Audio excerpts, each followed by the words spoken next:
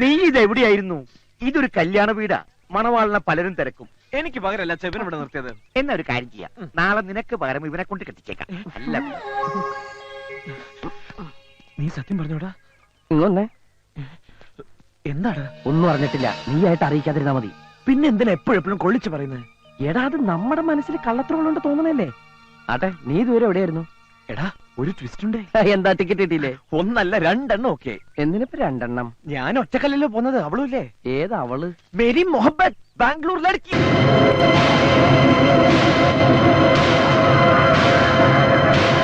അതേടാ, എനിക്ക് അവളെ ഫോണിൽ കിട്ടി.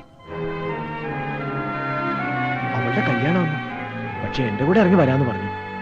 എന്നിട്ടൊരു ചോദ്യം, ഞാൻ വരാതിരിക്കുമെന്ന്. ഞാൻ എത്തിയില്ലെങ്കിൽ ചത്തൂന്ന് കരുതിയാൽ മതി എന്ന് ഞാൻ പറഞ്ഞു. അപ്പൊ അവള് പറയാ, എന്നാ അടുത്ത ട്രെയിൻ അവൾ തലവെക്കുമെന്ന്. എന്തൊരു സ്നേഹമല്ലട അവൾ. ആ, അടയാളം കണ്ടുപിടിക്കാൻ വേണ്ടി ഞാൻ ആ ബുക്ക് സ്റ്റാളിന് മുമ്പിൽ നിൽക്കാന്നാ പറഞ്ഞത്. എന്തു പറ്റിടാ? ഒന്നുമില്ല. ഈ വിഷയത്തിലൊന്നും നീ ഇടപെടണ്ട. ഫുൾ സ്വിംഗിൽ അച്ഛന്റെ കൂടെ നിന്നോണം. എല്ലായിടത്തും നിന്റെ വക്രബുദ്ധി പ്രവർത്തിക്കണം. മോനെ, നിങ്ങൾ അവിടെ എന്തെടുക്ക? ആ ഉണ്ണിത്താൻ ഇങ്ങോട്ട് പുറപ്പെടാൻ അവിടെ പടയൊരുക്കം നടത്തുന്നു. ഇവിടെ നടക്കുന്നതൊക്കെ അയാൾ അറിഞ്ഞു. ഇതേ മുഹൂർത്തത്തിൽ നിന്നെ കൊണ്ടുപോയി ബലമായിട്ട് കെട്ടിക്കാനുള്ള പരിപാടിയാ.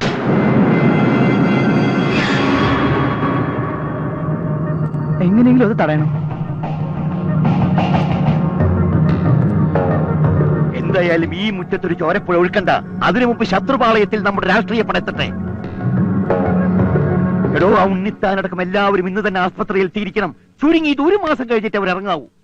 നിക്ക, വെട്ടും കൊലയും ബുദ്ധിയല്ല. ഈ കാരണം കൊണ്ട് നാളെ നിങ്ങൾ എല്ലാവരും ജയിലിൽ കിടന്ന് അഴിയണേണ്ടി വരും. ഇത് എനിക്ക് വിട്ടാ, ഞാൻ സോൾവ് ചെയ്തോളാം. ഒറ്റയ്ക്ക് എന്നും ഞാൻ ഒറ്റയ്ക്കല്ലുള്ളൂ, അത് മതി.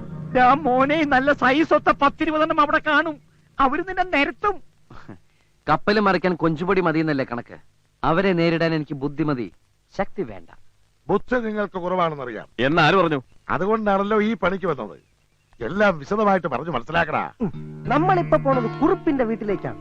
അവിടെ ചെന്ന് നമ്മൾ അടി തുടങ്ങുമ്പം എതിർ ടീമിലെ 3-4 എണ്ണം വെറുതെ വായും പൊളിച്ചു നിൽക്കണം. നമ്മളെ മുതലാളിയുടെ മേക്കിട്ട് കയറാൻ ചെല്ലും. മുതലാളിയുടെ എല്ല് പറപടാന്ന് ഓടിയനെ കാണാൻ എനിക്ക് വയ്യ. അതുകൊണ്ട് മുതലാളിയുടെ സംരക്ഷണ ചുമതല നിനക്കായിരിക്കും. എന്റെ ബോഡിയുടെ ചുമതല നിനക്ക്. ചെക്കനെ പൊക്കേണ്ട ചുമതല നിനക്ക്. എനിക്കാരാ ചെക്കൻ അറിയില്ല. കണ്ടാ കൊള്ളാൻ പിടിടാ. എനിക്ക് അവരെ തന്നെ വേണം. കൂട്ടത്തിൽ നല്ല പെങ്കൊച്ചുങ്ങളുണ്ടെങ്കിൽ വിടണ്ട. ഞാൻ കെട്ടിയിട്ടില്ല. നിന്നെ ഞാൻ കെട്ടിക്കെട്ടിക്കും. ഓ ആ, എന്നാ പുറപ്പെടാം. ഓ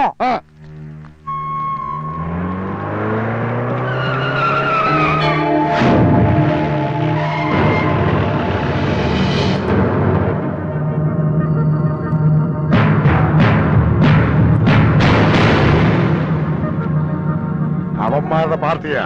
അടി ഇവിടുന്ന് തുടങ്ങിക്കോ. എന്താണ് പറഞ്ഞത് കേട്ടില്ലേ? ഞങ്ങളുടെ കൈ വീണാൽ ഇവൻ ചത്തുപോകും. ഞരമ്പ് ഇവൻ ഞങ്ങൾക്കൊരല്ല. ഇവനെ പോലെ കുറെ എണ്ണ അവിടെ കാണൂ. അപ്പൊ നിങ്ങൾ തല്ലില്ലേ? അവൻ എന്റെ അടുത്തേക്ക് വരുന്നു. അടിയടാ. വേണ്ട. എന്താടാ തിന്നത്? വേണ്ടാന്ന് പറഞ്ഞു. ഞാൻ നിങ്ങളുടെ ശത്രുവായിട്ടല്ല വന്നത്. പിന്നെ മിത്രമായിട്ടാണോ? അതെ. നിങ്ങളിപ്പോ അങ്ങോട്ട് ചെല്ലുന്നത് ബുദ്ധിയല്ല. ഇവന്മാരെക്കാളും നല്ല തന്റെ ഇടവും തടിമെടുക്കുമുള്ള ഷൊർണൂർ ഗുണ്ടകൾ അവിടെയുണ്ട്. ഈ ഓച്ചറ പ്രദേശത്തിന്റെ കയ്യിൽ അവര് ഭസ്മം. അതൊക്കെ വെറും തോന്നല. അവന്മാരുടെ കയ്യിൽ എങ്ങാനും ഇതുങ്ങളെ കിട്ടിയ അടിച്ചൊതുക്കി മടക്കി എടുത്ത് ആശുപത്രിയിൽ എത്തിക്കും. എന്നിട്ട് അവർ മനസ്സമാധാനത്തോടെ നാളെ കെട്ടെടുത്തുകയും ചെയ്യും. ദേ, എന്നെ നിങ്ങൾക്ക് വിശ്വസിക്കാം. ഞാൻ കൊച്ചുറുപ്പിനെ ഇവിടെ എത്തിക്കാം.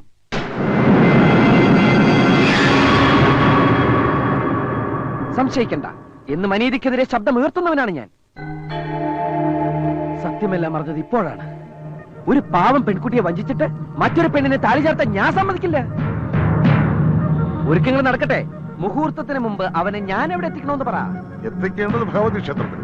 പക്ഷെ നിന്നെ വിശ്വസിക്കാവോ? വിശ്വസിക്കാം, ഉറപ്പ്. നീ ഇതുവരെ നിന്റെ ഉറ്റ സുഹൃത്തിനോട് കാണിച്ച അതേ സ്നേഹവും ആത്മാർത്ഥതയും നാളെ എന്നോടും കാണിക്കില്ല എന്നെന്താ ഉറപ്പ്? മനസ്സിലായില്ല. നീ എന്നെ വലിപ്പിക്കില്ല എന്നെന്താ ഉറപ്പ്? ഞാൻ വലിപ്പിക്കില്ല. അത് നിങ്ങൾക്ക് എങ്ങനെ അറിയാം? വലിപ്പീര് കേസുകളെ കണ്ടാൽ ഇവന്മാർക്കറിയാം. മണ്ഡപത്തിന്റെ പുറകെ വെള്ളം വിരിച്ചതാരാ? അത് അത്രയും ചുളുക്ക. ഞാൻ വൃത്തിയായിട്ട് കെട്ടുകയാണല്ലോ. നീ വല്ലതും ചെയ്യടാ. ഞാനൊന്നും ചെയ്തില്ല. വാല ഓടിച്ചോണ്ടിരിക്കാതെ പെട്ടെന്നാവട്ടെ. 4 മണിയാകുമ്പോഴേക്കും ആൾക്കാർ വരാൻ തുടങ്ങുമെന്നാ പറഞ്ഞത്. ആന്റി അറിഞ്ഞതെല്ലാം ശരിയായിക്കൊള്ളണമെന്നില്ല. ചിലപ്പോ ഒരു സംശയം മാത്രം ആയിക്കൂടെ. വ്യക്തമായി അറിഞ്ഞാൽ മാത്രമേ ആന്റി ഒരു കാര്യം പറയൂ. സുധയ്ക്ക് ആ പയ്യനെ കുറിച്ച് വല്ല വിവരം കിട്ടിയിട്ടുണ്ടോ? അതൊന്നും ആന്റിക്ക് അറിയാൻ വയ്യ. പക്ഷേ എനിക്കൊരാളെ സംശയമുണ്ട്. അന്ന് പപ്പിയെ കാണണമെന്നും പറഞ്ഞ് ഇവിടെ അടുത്ത് വന്നില്ലേ? സംശയിക്കണ്ട, അവൻ തന്നെയാ. ആ മുഖം എനിക്ക് നല്ല ഓർമ്മയുണ്ട്. വലിയ വിളക്ക് ഒരെണ്ണമുണ്ട്.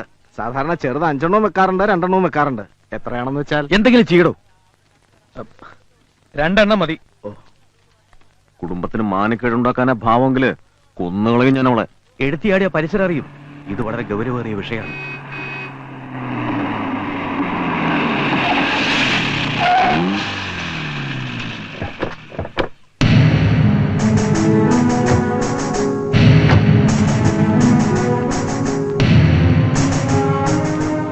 യാത്രയൊക്കെ സുഖമായിരുന്നു മോളെ? പരീക്ഷയൊക്കെ എങ്ങനെ ഇരുന്നു? നന്നായിരുന്നു. എന്നാ മോള് ചെല്ലേ. മോളുവാ. അവൾക്ക് നല്ല യാത്രാക്ഷീണം ഉണ്ടാവും. മോളെ, പന്തലിന്റെ പണിയൊക്കെ കണ്ടല്ലോ. നിനക്ക് എന്ത് അഭിപ്രായം ഉണ്ടെങ്കിലും തുറന്നു പറയാം, മടിക്കണ്ട. എല്ലാം മുത്തശ്ശന്റെ ഇഷ്ടം പോലെ ആയിക്കോട്ടെ. മതി മതി മതി.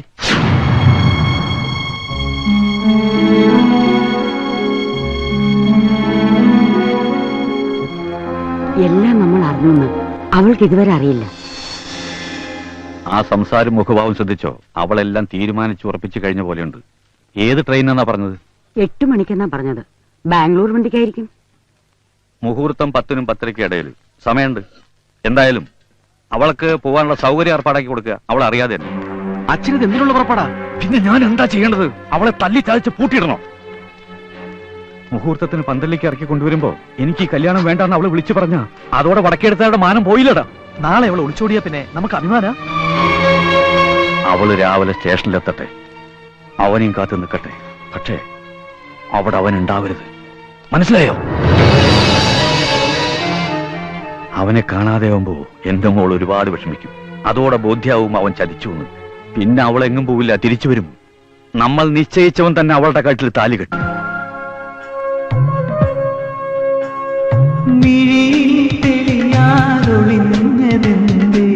മിഥുന നിശാദരബിംബം ഒരു ഹംസഗാനമകലേ ചെവിയോർക്കുമിന്ദ്രലരികേ കാർമുകിൽ തുമ്പിനിൻ അരികിൽ വരും കളഭനിലാവിൽ കതിർമഴ പൊഴിയും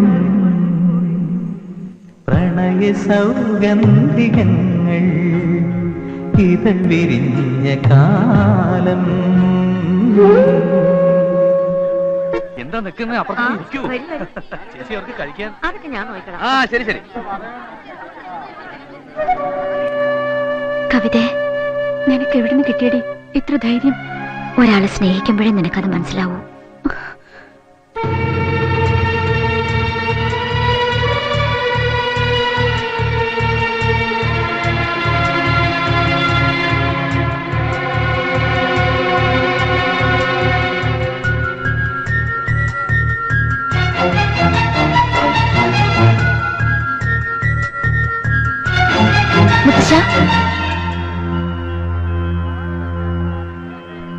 എന്താ മോളെ? എനിക്ക് കുടുംബക്ഷേത്രത്തിലൊന്ന് പോണോന്നുണ്ട്. അതിനെന്താ, മോള് പൊക്കോളൂ. കൂട്ടിന് ആരെങ്കിലും വേണോ? ശാരദേ, അല്ലെങ്കിൽ വേണ്ട. ഒറ്റയ്ക്കാവുമ്പോ ഉള്ളു തുറന്ന് പ്രാർത്ഥിക്കാം, അനുഗ്രഹം മേടിക്കാം. മോള് ചെല്ല്. ഇതൊക്കെ മണ്ഡപത്തിലേക്ക് കേറുമ്പോ പോരെ? മോള് ചെല്ലൂ.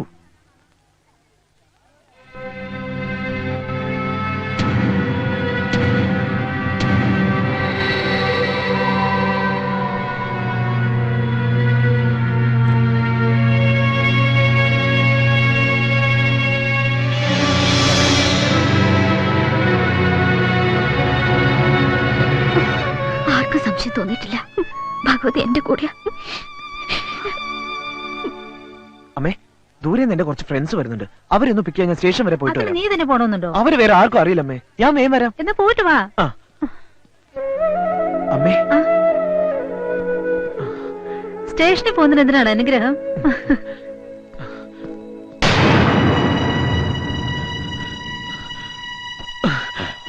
ബാഗൊക്കെ നേരത്തെ ജീപ്പിൽ ഒളിപ്പിച്ചു വെച്ചാൽ നന്നായി. അച്ഛൻ എന്നെ കാണാതെ ടെൻഷൻ അടിക്കും. നീ വേണം ആശ്വസിപ്പിക്കാൻ. ഞാൻ ബാംഗ്ലൂർക്ക് വരുന്നു വിളിച്ച് പറഞ്ഞിട്ടുണ്ടല്ലോ. പോവാ.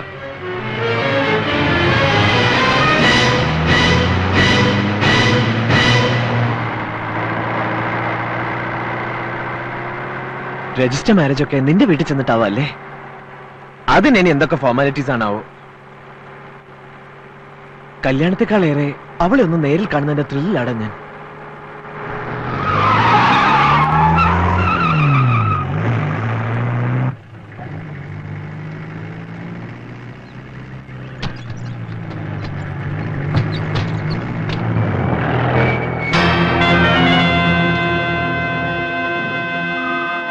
എങ്ങോട്ടാ രണ്ടാളും കൂടി? എന്താടാ മണിക്കുട്ട? എനിക്കൊരു സത്യം അറിയണം.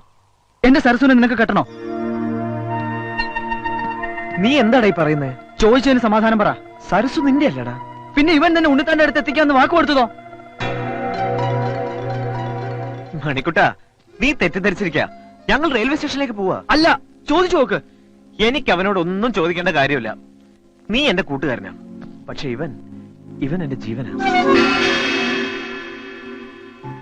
ഇന്നെന്റെ കല്യാണമാണെന്ന് അറിയാലോ. പക്ഷെ ആ പെണ്ണിനെ കെട്ടാൻ പോകുന്നത് ഞാനല്ല, ഇവനാ. അതും എനിക്ക് വേണ്ടി. അവൻ സ്നേഹിക്കുന്ന അവന്റെ പപ്പിയെ പോലും മറന്നിട്ട്. ഇങ്ങനൊരു മനസ്സ് വേറെ ആർക്കടാ ഉണ്ടാവുക? നീ എന്ത് പറഞ്ഞാലും ഞാൻ വിശ്വസിക്കില്ല. സരസു എന്നോട് പറഞ്ഞതാ. ഇതിലെന്തോ ചതിയുണ്ട്. അനിയൻകുട്ടിയെ പറ്റി ഒരു അക്ഷരം മിണ്ടരുത്. നിനക്ക് വേണ്ടിയാടാ ഞാൻ ഈ ചീത്ത പേരൊക്കെ കേട്ടത്. അവനെ വെറുതെ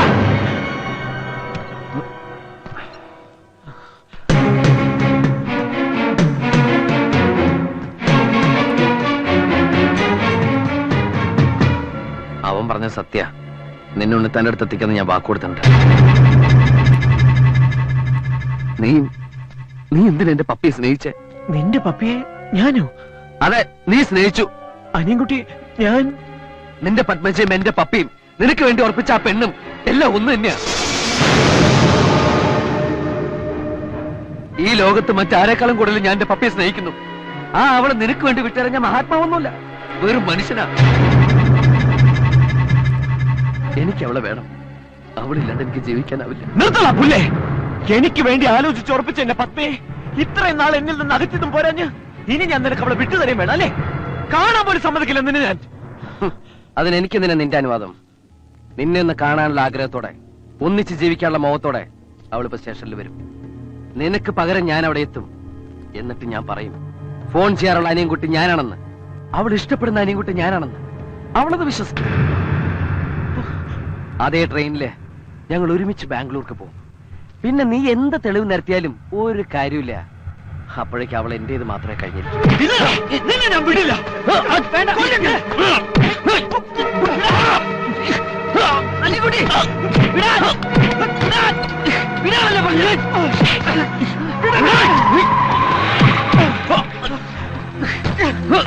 രണ്ടും തല്ലി ചാകത്തിന് പിടിച്ചു മാറ്റടാ.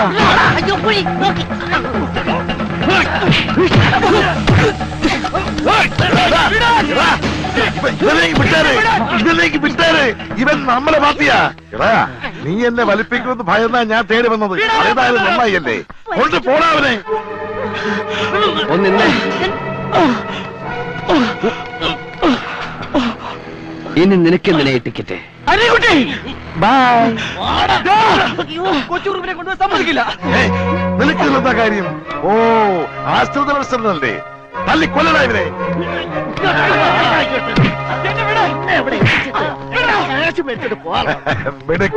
Thank you.